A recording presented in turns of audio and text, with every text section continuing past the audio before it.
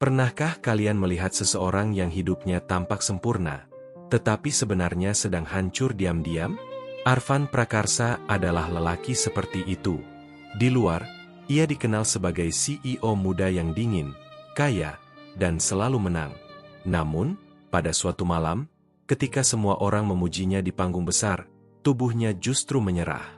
Ia jatuh, bukan karena kalah dalam bisnis, melainkan karena terlalu lama memaksa dirinya terlihat kuat. Dan anehnya, awal perubahan hidupnya bukan datang dari dokter terkenal, bukan dari obat mahal, bukan pula dari ruang perawatan mewah. Semua bermula di sebuah lorong rumah sakit yang sepi, ketika seorang perawat sederhana bernama Senja Arunika menatapnya dengan senyum tenang, seolah berkata, "Bapak tidak sendirian." Nama Arfan Prakarsa sudah sering muncul di majalah bisnis. Ia memimpin Fayudra Group, perusahaan teknologi kesehatan yang sedang naik daun.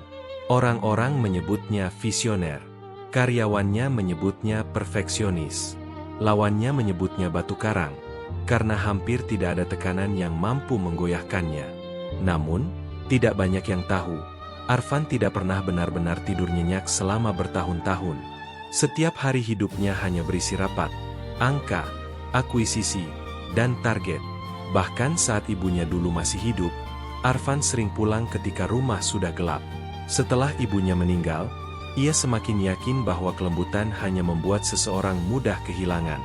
Maka, ia memilih menjadi keras. Sayangnya, tubuh manusia bukan mesin. Pada malam peluncuran produk terbesar Fayudra, tubuh Arfan akhirnya menagih semua hutang lelah itu. Di atas panggung, Arfan sedang menjelaskan inovasi barunya. Lampu kamera menyala, tepuk tangan memenuhi aula, dan para investor tersenyum puas. Namun, tiba-tiba pandangannya mengabur. Suara orang-orang berubah seperti gema dari tempat jauh. Ia mencoba bertahan, menggenggam podium, lalu memaksakan senyum. Tetapi tubuhnya tidak lagi menurut. Sebelum jatuh, Arfan hanya sempat melihat satu wajah di barisan depan, Tama Renaldi, sahabat lama sekaligus direktur keuangan perusahaannya. Anehnya, saat semua orang panik, Tama tidak langsung berlari mendekat. Ia hanya berdiri, menatap Arfan dengan ekspresi yang sulit dibaca. Malam itu, Arfan dibawa ke rumah sakit Aksara Medika. Dari luar, itu tampak seperti keadaan darurat biasa. Padahal, dari situlah rahasia demi rahasia mulai terbuka. Ketika Arfan sadar, ia berada di kamar perawatan VIP. Tirai putih bergerak pelan terkena hembusan pendingin ruangan. Di meja kecil ada bunga dari rekan bisnis, kartu ucapan dari investor, dan ponsel yang terus menyala. Belum sepenuhnya pulih, Arfan sudah meminta laptopnya. Ia tidak bertanya kondisi tubuhnya. Ia justru bertanya, rapat jam 9 jadi atau tidak? Dokter Ganesh Suryalaga, dokter yang menanganinya, hanya menarik napas panjang. Dengan tenang, ia menjelaskan bahwa Arfan mengalami kelelahan berat, tekanan darah tidak stabil, dan membutuhkan istirahat total. Namun Arfan tertawa kecil. Bagi dia, istirahat adalah kata lain dari tertinggal. Ia bahkan berkata, "Dok, saya membayar mahal agar cepat pulih, bukan agar dikurung di kamar ini." Dokter Ganesh tidak membalas dengan marah. Ia hanya berkata, "Yang mahal tidak selalu bisa mempercepat tubuh yang sudah lama Bapak abaikan." Kalimat itu membuat Arfan diam, tetapi bukan karena tersentuh. Ia hanya tidak suka dinasihati. Setelah dokter pergi, Arfan menekan tombol panggil berkali-kali karena ingin meminta ponsel cadangannya. Beberapa saat kemudian, pintu terbuka. Seorang perawat masuk membawa nampan obat dan segelas air hangat. Seragamnya rapi, wajahnya sederhana, dan langkahnya tenang. Ia bukan tipe orang yang berusaha terlihat istimewa. Tetapi ada sesuatu pada senyumnya yang membuat ruangan dingin itu terasa sedikit manusiawi. "Selamat malam, Pak Arfan. Saya Senja. Mulai malam ini saya membantu perawatan Bapak." Arfan tidak menjawab salam itu. Ia hanya bertanya dingin, "Di mana ponsel saya?" Senja tidak tersinggung. Ia meletakkan gelas di meja, lalu berkata lembut, "Ponsel Bapak disimpan sementara sesuai instruksi dokter, agar Bapak benar-benar beristirahat." Arfan langsung menatap tajam. "Kamu tahu saya siapa?" tanyanya. Senja tersenyum kecil, bukan mengejek, bukan pula takut. "Saya tahu, Pak. Bapak pasien saya malam ini." Jawaban itu sederhana, tetapi menusuk ego Arfan. Selama ini semua orang memperlakukannya sebagai CEO, pemilik saham, atau orang penting. Hanya Senja yang memandangnya sebagai manusia yang sedang sakit. Arfan membuang muka. Ia merasa perawat itu terlalu berani. Namun, ketika Senja memeriksa infus dan memastikan selimutnya tidak kusut, gerakannya begitu hati-hati. Tidak dibuat-buat. Tidak mencari perhatian. Seolah ia memang terbiasa merawat tanpa harus dipuji. Malam itu Arfan sulit tidur. Di luar kamarnya, lorong rumah sakit tidak benar-benar sunyi. Ada langkah perawat, suara roda troli, dan bisik keluarga pasien yang menunggu kabar. Dari celah pintu yang belum tertutup rapat, Arfan melihat Senja membantu seorang bapak tua yang kebingungan mencari ruang rawat istrinya. Bapak itu tampak malu karena tidak bisa membaca petunjuk ruangan dengan jelas. Perawat lain mungkin akan menunjukkan arah sambil berlalu. Namun Senja berjalan di sampingnya, menyesuaikan langkah, lalu berkata, "Tidak apa-apa, Pak. Kita cari sama-sama." Arfan memperhatikan tanpa sadar. Ada kesabaran yang jarang ia temui di ruang rapat. Anehnya, untuk pertama kali malam itu, pikirannya tidak sepenuhnya tertuju pada saham, kontrak, atau berita perusahaan. Pagi berikutnya, Maya Kairani, asisten pribadi Arfan, datang dengan wajah tegang. Ia membawa berkas dan tablet. Begitu pintu tertutup, Maya berkata pelan, "Pak, ada masalah." Arfan langsung bangkit, tetapi kepalanya terasa berat. Maya menjelaskan bahwa setelah Arfan pingsan di acara peluncuran, beberapa investor mulai ragu. Di media sosial, beredar spekulasi bahwa kondisi Arfan lebih parah dari yang sebenarnya. Lebih buruk lagi, ada dokumen internal yang bocor. Dokumen itu memberi kesan bahwa Fayudra sedang mengalami krisis keuangan. Arfan membeku. Hanya segelintir orang yang punya akses ke dokumen itu. Salah satunya Tama Renaldi. Namun Arfan tidak mau percaya. Tama bukan sekadar rekan bisnis. Mereka membangun perusahaan dari awal. Mereka pernah makan mie instan di kantor kecil yang bocor saat hujan. Arfan memaksa Maya mengatur panggilan video darurat. Ia ingin bicara dengan dewan direksi, memberi pernyataan, dan menenangkan investor. Tetapi belum sempat ia menyelesaikan kalimat, Senja masuk untuk memberikan obat. Ia melihat wajah Arfan memucat dan tangan yang mulai gemetar. "Pak, Bapak belum boleh terlalu tegang," kata Senja. Arfan menatapnya keras.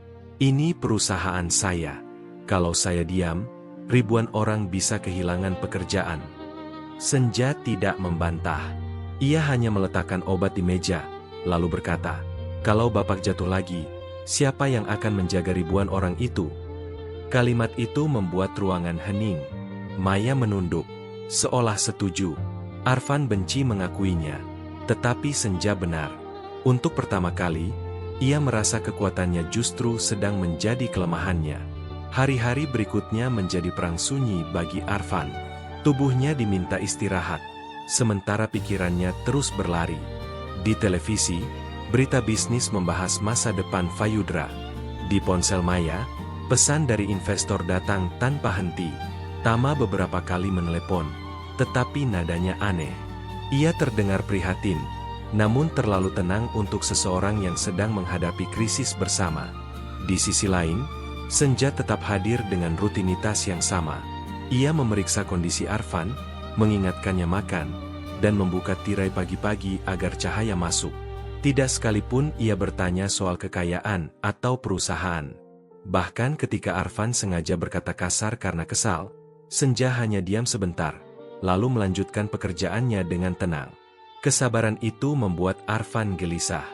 Ia terbiasa dilawan atau ditakuti, bukan dipahami. Suatu sore, hujan turun deras. Lorong rumah sakit terasa lebih panjang dari biasanya. Arfan, yang mulai diizinkan berjalan pelan, berhenti di dekat jendela. Senja berjalan di sampingnya, menjaga jarak yang sopan. Untuk beberapa menit, mereka hanya mendengar suara hujan. Entah mengapa, Arfan tiba-tiba teringat ibunya. Dulu, saat ia kecil, ibunya pernah dirawat di rumah sakit sederhana. Saat itu Arfan belum punya apa-apa. Ia ingat duduk di lorong, memegang roti murah, menunggu dokter keluar. Ibunya selalu tersenyum meski kesakitan. Senyum itu dulu membuat Arfan berani. "Kenapa perawat seperti kamu selalu tersenyum?" tanya Arfan tanpa menoleh. Senja menjawab pelan, "Karena kadang, pasien lebih dulu kehilangan harapan sebelum tubuhnya benar-benar menyerah." Jawaban Senja membuat Arfan terdiam. Ia ingin membalas dengan sinis, tetapi kali ini tidak ada kata yang keluar. Senja lalu bercerita sedikit tentang dirinya. Ia bukan berasal dari keluarga berada. Ayahnya seorang sopir antar barang yang meninggal ketika Senja masih kuliah. Ibunya, Ibu Salma, membuka warung kecil di dekat terminal. Untuk menjadi perawat, Senja bekerja sambil belajar, mengambil jaga malam, dan menahan lelah yang tidak pernah ia ceritakan kepada banyak orang. Namun Senja tidak menceritakan itu untuk meminta belas kasihan. Ia mengatakannya seolah sedang menyebut cuaca. "Saya belajar satu hal, Pak," katanya. "Orang yang terlihat kuat belum tentu tidak butuh ditolong." Arfan menatap kaca jendela. Di pantulan samar itu, ia melihat wajahnya sendiri. Kaya, terkenal, tetapi sangat lelah. Kedekatan kecil itu tidak berlangsung tenang. Suatu siang, foto Arfan dan Senja tersebar di media sosial. Foto itu diambil dari kejauhan, saat Senja membantu Arfan berjalan di lorong. Captionnya dibuat seolah-olah ada hubungan khusus antara CEO kaya dan perawat sederhana. Dalam hitungan jam, komentar publik menjadi liar. Ada yang mengejek Senja, ada yang menuduh Arfan sedang mencari simpati, dan ada pula yang mengarang cerita tanpa dasar. Maya panik. Dewan direksi marah. Mereka menganggap skandal kecil itu bisa merusak citra perusahaan yang sedang goyah. Arfan membaca semua komentar dengan rahang mengeras. Ia belum pernah merasa begitu tidak berdaya. Di ruang bisnis, ia bisa membeli solusi. Namun di hadapan opini publik, uang tidak selalu bisa menghentikan luka yang menyebar. Tekanan membuat Arfan melakukan kesalahan. Saat Senja masuk untuk memeriksa kondisinya, Arfan langsung bertanya tajam, "Kamu yang membocorkan foto itu?" Senja berhenti di tempat. Untuk beberapa detik, wajahnya tidak menunjukkan apa-apa. Namun matanya berubah. Ada sakit yang ditahan. "Saya tidak pernah melakukan itu, Pak," jawabnya pelan.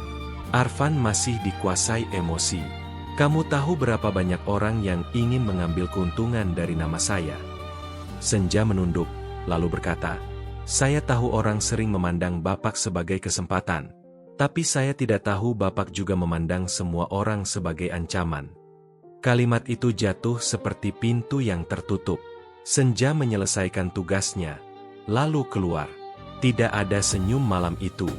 Dan anehnya, kamar Arfan terasa jauh lebih dingin setelah ia pergi.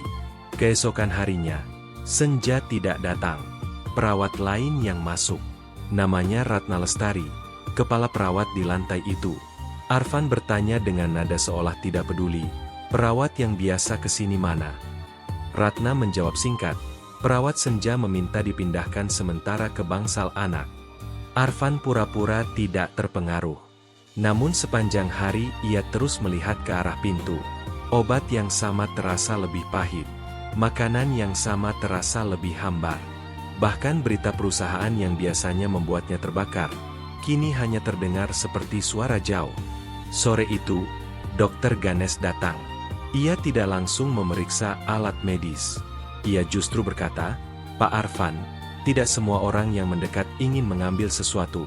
Beberapa orang hanya sedang melakukan tugasnya dengan hati yang utuh."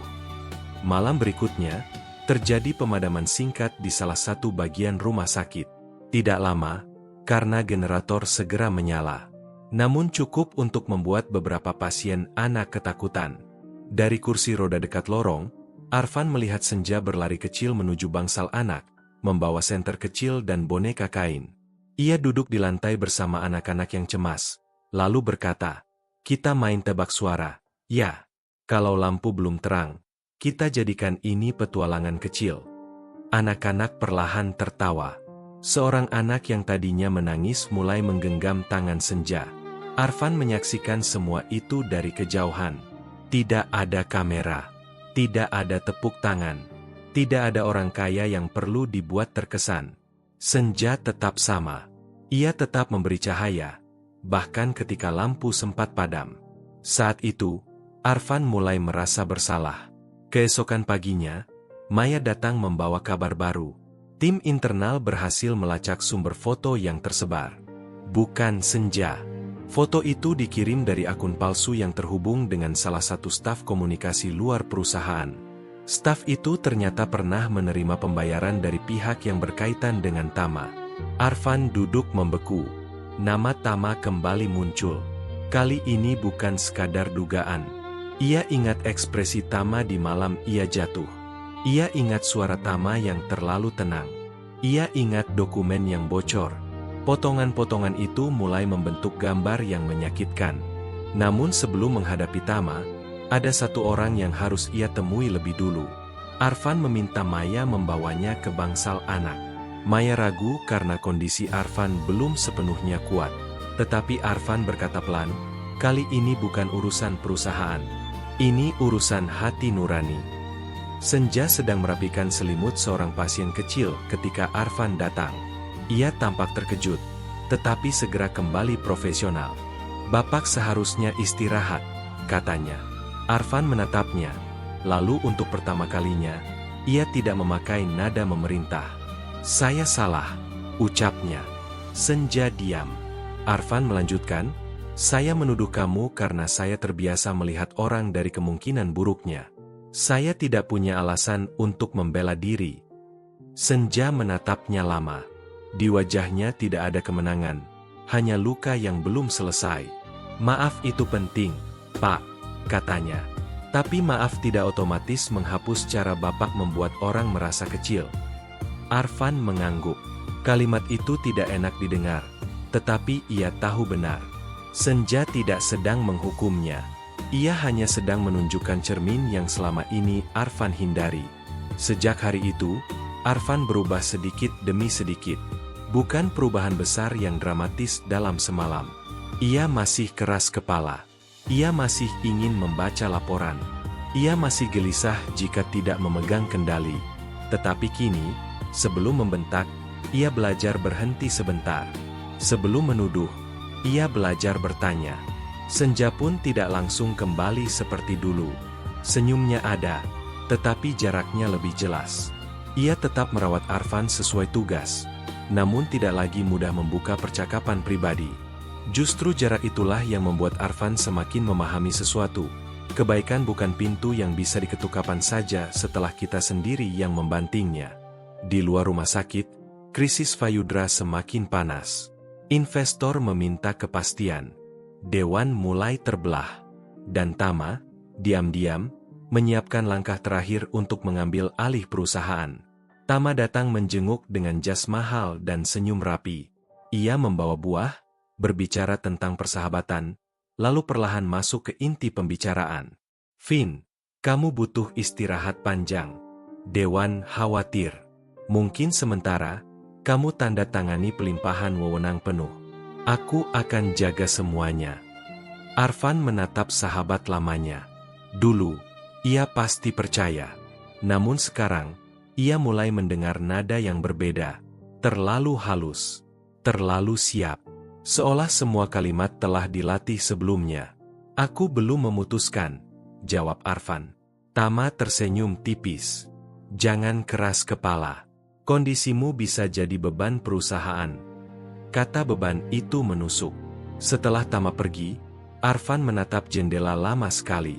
Ia baru sadar, orang yang paling berbahaya bukan selalu musuh yang menyerang terang-terangan. Kadang, ia datang membawa buah dan menyebut dirinya sahabat. Malamnya, Senja menemukan sebuah map tertinggal di kursi tunggu dekat taman rumah sakit. Awalnya ia berniat menyerahkannya ke bagian keamanan. Namun dari luar map itu terlihat logo Fayudra dan nama Tama Renaldi. Senja tidak membuka semuanya. Ia hanya melihat halaman depan yang terselip keluar, rancangan pengumuman pergantian kepemimpinan, lengkap dengan tanggal yang belum terjadi. Senja ragu. Ia bukan bagian dari perusahaan Arfan. Ia tidak ingin ikut campur. Namun ia juga tahu, jika dokumen itu benar, Arfan sedang didorong ke tepi tanpa sempat berdiri. Senja akhirnya menyerahkan map itu kepada Maya, bukan kepada Arfan langsung. "Saya tidak tahu ini penting atau tidak," katanya. "Tapi sepertinya Bapak Arfan perlu tahu sebelum terlambat." Maya membaca sekilas, lalu wajahnya berubah pucat. Maya segera menghubungi tim hukum internal yang masih setia kepada Arfan. Mereka bekerja diam-diam. Dari dokumen itu, terlihat bahwa Tama sudah menyiapkan skenario untuk menyatakan Arfan tidak layak memimpin dalam waktu dekat. Bukan karena kondisi medis yang sebenarnya, melainkan karena persepsi publik yang sengaja dibentuk. Dokumen bocor, foto lorong rumah sakit, rumor kesehatan, semua ternyata bagian dari pola yang sama. Tama tidak hanya ingin menyelamatkan perusahaan, ia ingin menguasainya.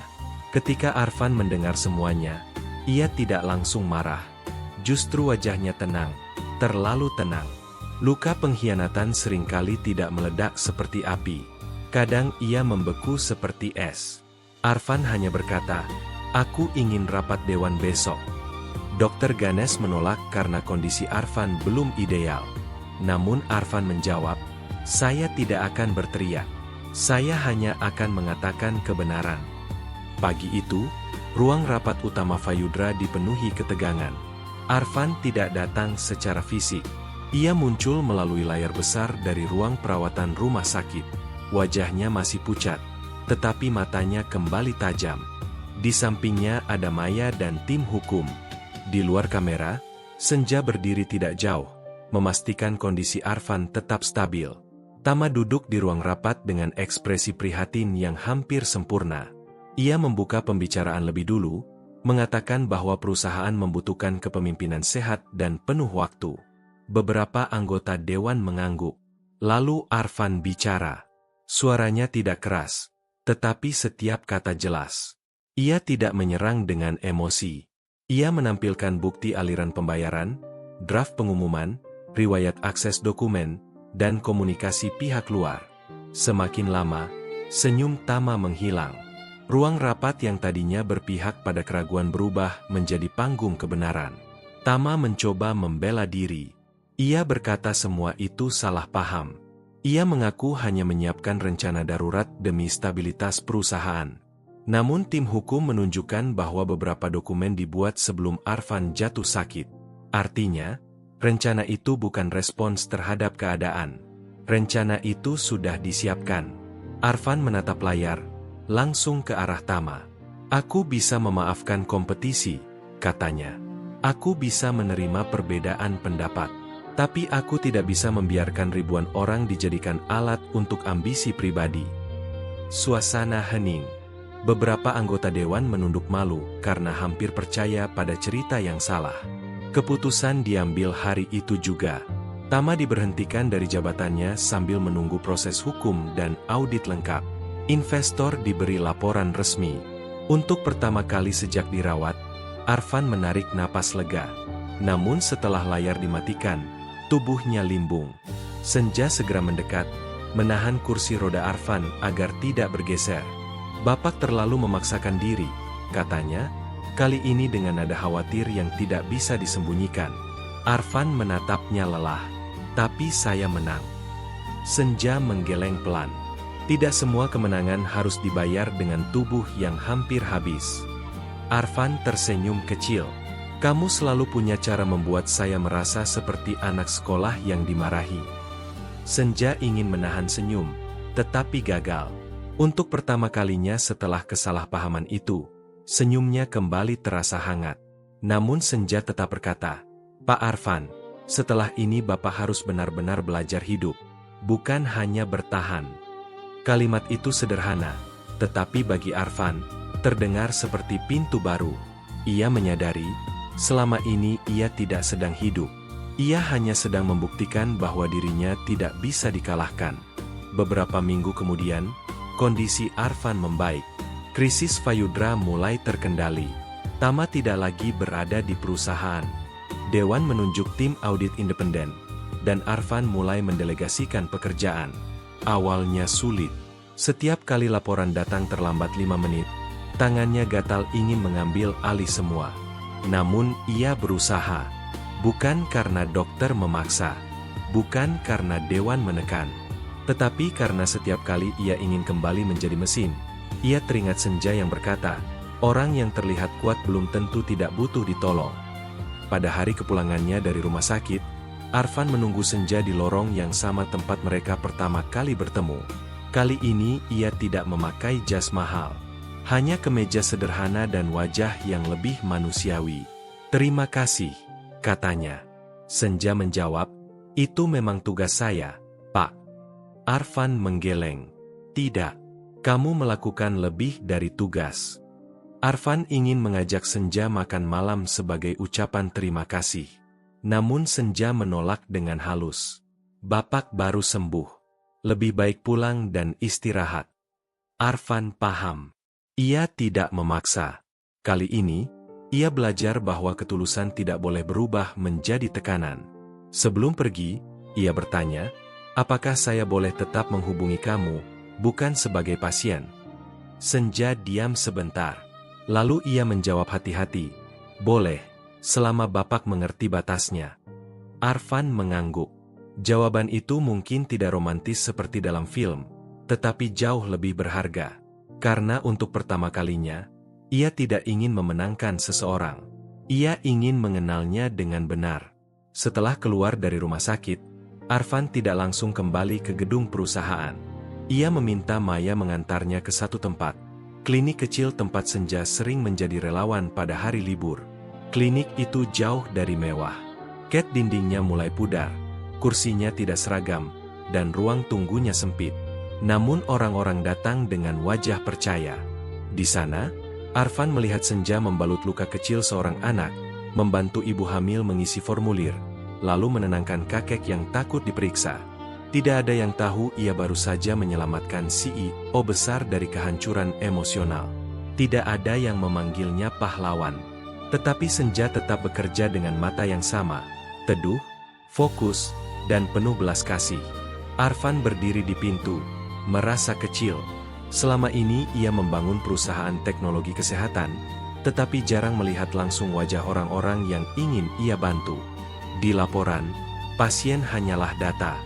Di klinik itu, setiap data punya suara, keluarga, dan harapan. Dari Senja, Arfan belajar bahwa dampak bukan hanya angka di presentasi.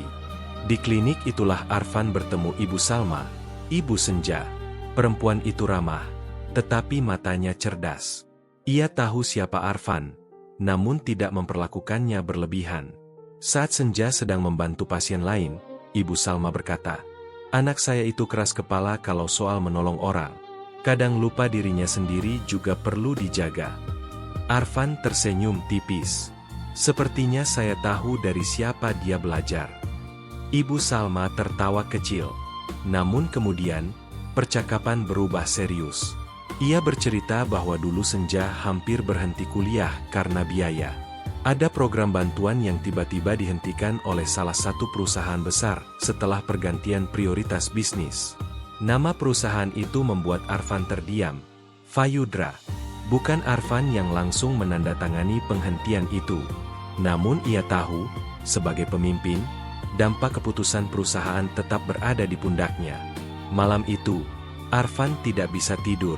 Ia membuka arsip lama dan menemukan kebijakan efisiensi yang pernah ia setujui 5 tahun sebelumnya.